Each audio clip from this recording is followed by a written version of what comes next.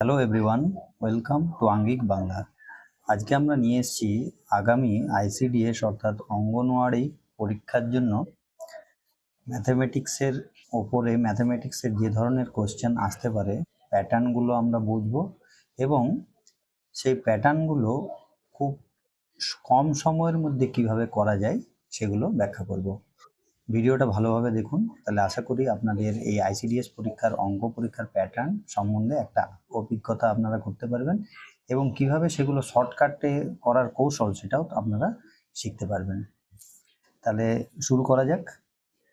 দেখুন, প্রথমেই যে কোশ্চেনটা রয়েছে সেটা হচ্ছে একটা সংখ্যার 25% সমান হচ্ছে 45, তাহলে সংখ্যাটা কত?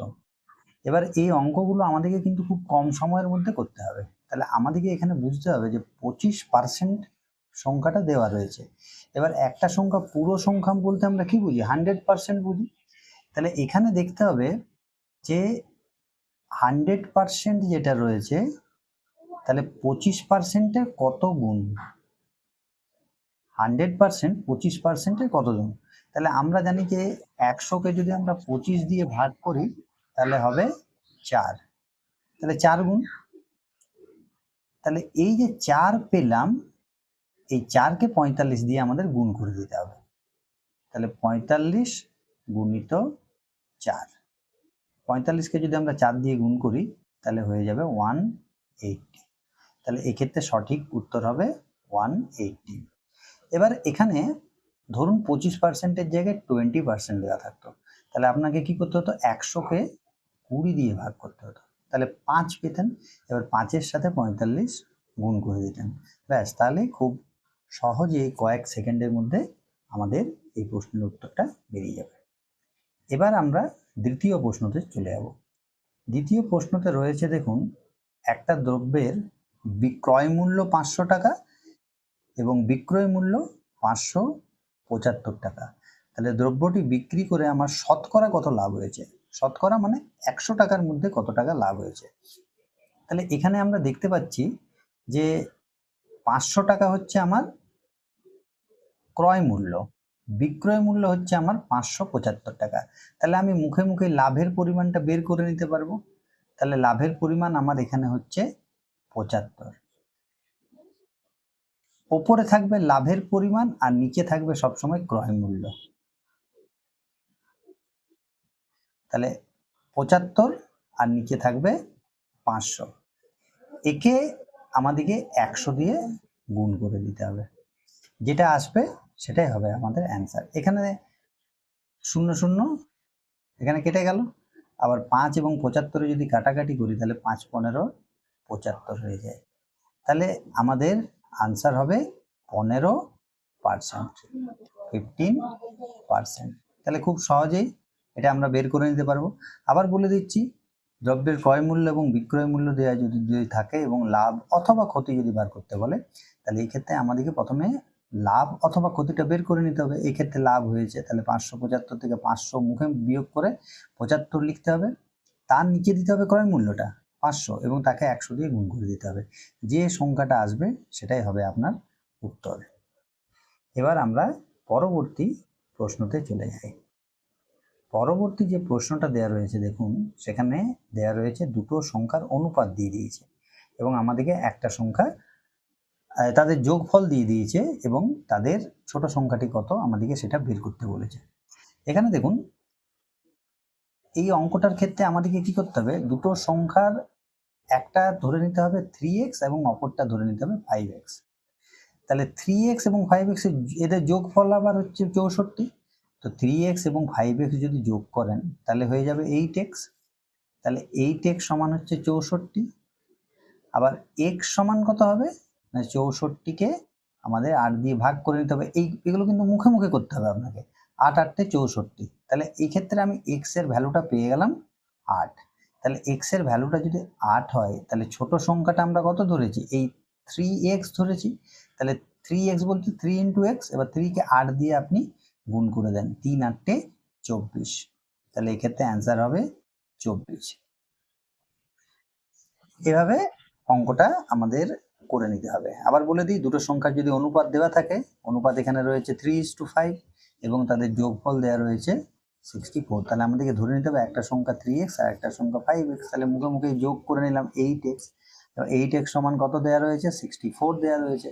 তাহলে 8x যদি 64 থাকে তাহলে x কত হবে? 64/8, অর্থাৎ x এর ভ্যালুটা 8 হলো। তাহলে সংখ্যাটি আমাদের যদি ছোট সংখ্যাটা বার করতে বলেছে তাহলে 3x মানে 3 ইন্টু এক্স অর্থাৎ 3 ইন্টু 8 অর্থাৎ 24। তাহলে এভাবে আমরা এই ধরনের অনুপাতের অঙ্কগুলো করে নিতে পারবো। এবার দেখা যাক পরের কোশ্চেনটা আমাদের কি রয়েছে। পরের কোশ্চেনটা এখানে রয়েছে, দেখুন 5টা সংখ্যার গড় দিয়ে দিয়েছে।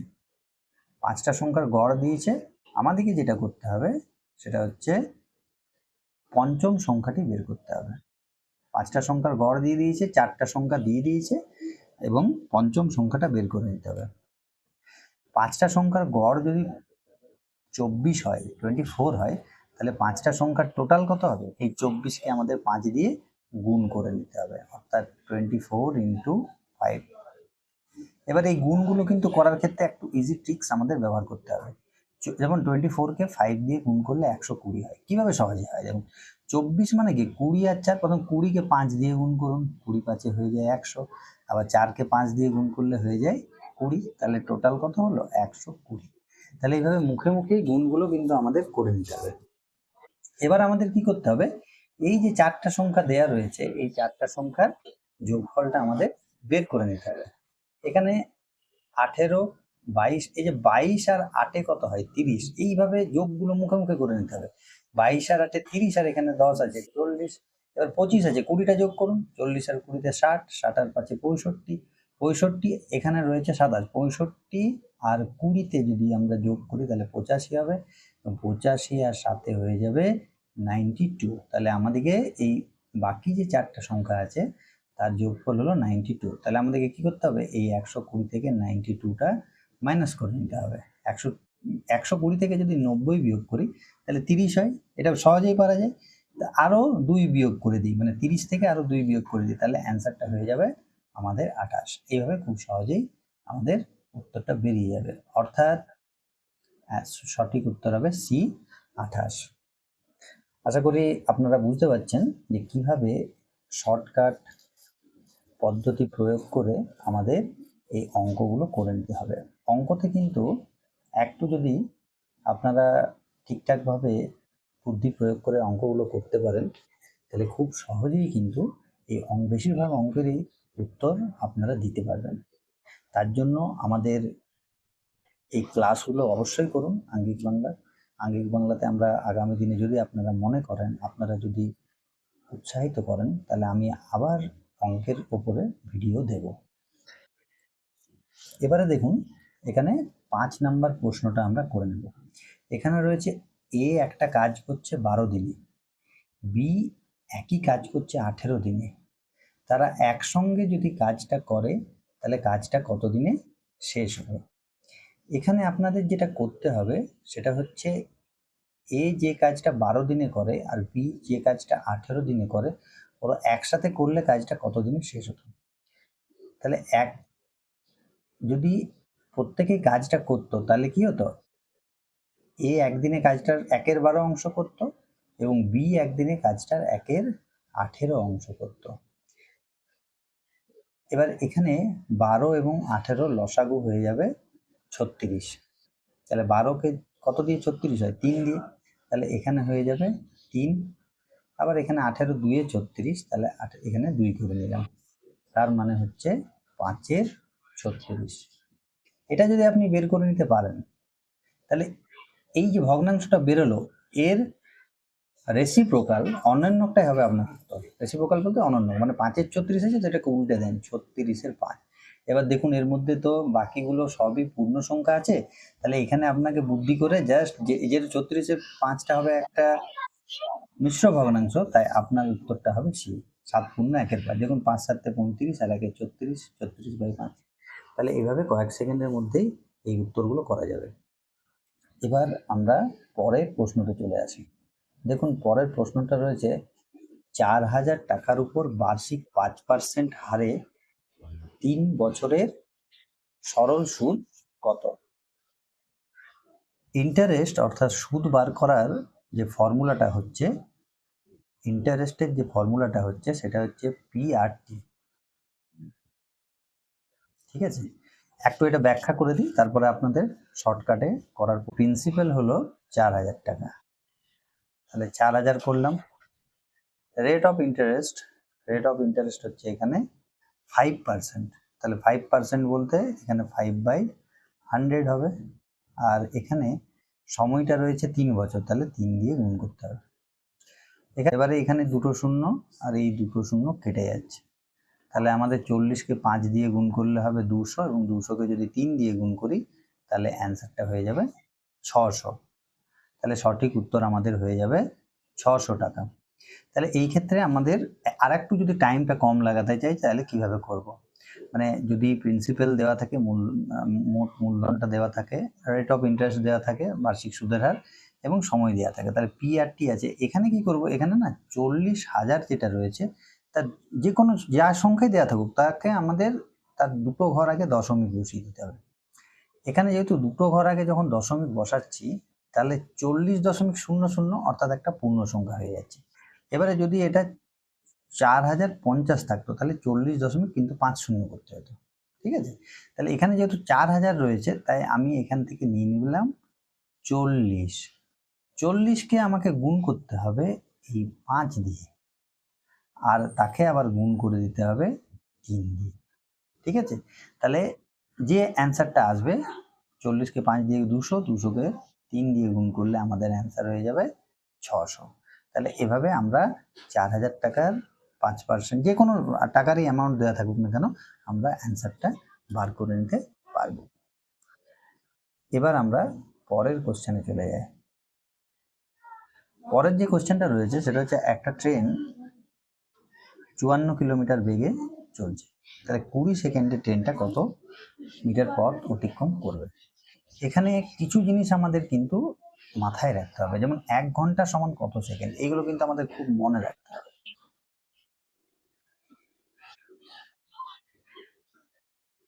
1 ঘন্টা সমান 3600 সেকেন্ড, এই জিনিসগুলো কিন্তু খেয়াল রাখতে হবে অঙ্ক করার সময়। আবার এখানে দেখুন রয়েছে 54 কিলোমিটার, তাহলে 54 কিলোমিটারটাকে আমাদেরকে মিটারে প্রকাশ করে নিতে হবে।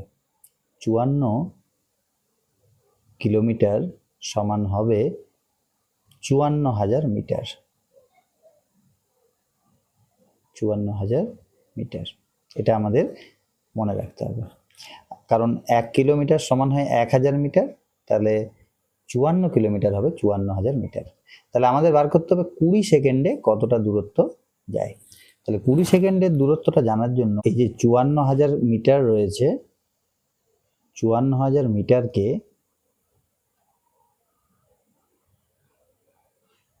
এই তার নিচে এই 3600 লিখতে হবে, কারণ 1 সেকেন্ডে যাবে এটা, আবার তার সাথে আমাকে যেহেতু 20 সেকেন্ডে কত যায় সেটা বের করতে বলেছে, তাহলে এটা দিয়ে 20 দিয়ে আমাকে গুণটা করে নিতে হবে। এবার এই কাটাকাটিটা খুব সহজেই করতে হবে, এখানে দুটো শূন্য এবং দুটো শূন্য কেটে যাবে।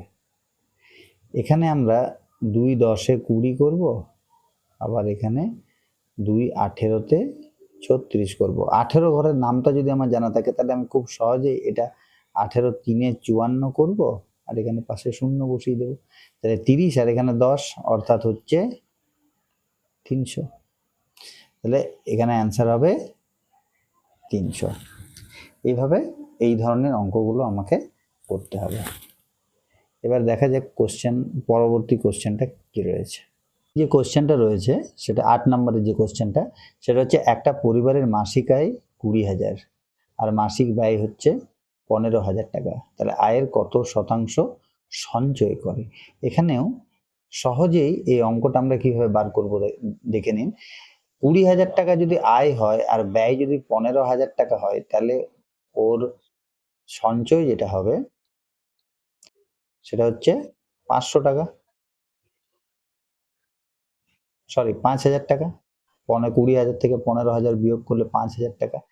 এবার এই যে সঞ্চয়টা সেটা ওর কত হাজার টাকার উপরে হচ্ছে, 20,000 টাকার উপরে। ঠিক আছে, এবং তাহলে আমার শতাংশটা বার করতে গেলে আমাকে 100 দিয়ে গুণ করতে হবে। এর আগেও আমি বলেছিলাম যে এই সব অঙ্কগুলোর ক্ষেত্রে, এই ধরনের অঙ্কগুলোর ক্ষেত্রে কি করতে হবে, এই 0 0 কেটে গেল, আবার এখানে দুটো শূন্য, এখানে দুটো শূন্য কেটে গেল, আবার এখানে হয়ে গেল 2 25 50। তাহলে কত পার্সেন্ট হবে? অ্যান্সারটা হবে 25%। তাহলে এখানে সঞ্চয় হলো 5,000 টাকা, 5,000 টাকা সঞ্চয়, কত হাজার টাকা? 20,000 টাকার। এখানে কিন্তু আয়ের উপরে সঞ্চয়টা হয়, এটা খেয়াল রাখবেন সবসময়। তাহলে 5,000 আয় সঞ্চয় হয়েছে 20,000 টাকার মধ্যে, তাহলে 5,000 বাই 20,000, একে মাল্টিপ্লাই করে দিন 100 দিয়ে, যেটা আসবে আপনার 25, সেই বা যে যাই আসবে সেটাই হবে আপনার অ্যান্সার। এর যে পরের অঙ্কটা, একটা আয়তক্ষেত্রের দৈর্ঘ্য এবং প্রস্থ দেওয়া রয়েছে, তাহলে আয়তক্ষেত্রটির ক্ষেত্রফল কত? এখানে দেখুন, একটা আয়তক্ষেত্রের ক্ষেত্রফলের ফর্মুলাটা কিন্তু সবসময় মনে রাখবেন। একটা আয়তক্ষেত্রের ক্ষেত্রফল হয় দৈর্ঘ্য গুণিত প্রস্থ।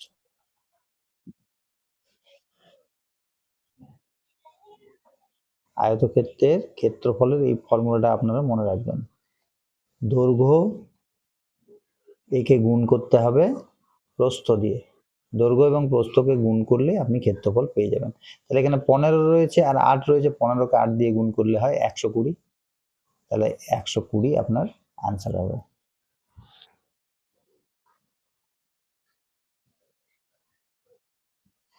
এবার দেখুন পরের যে কোশ্চেনটা রয়েছে, একটা সংখ্যার সাথে 20 যোগ করলে নতুন সংখ্যার 120% হয়, তাহলে সংখ্যাটি কত?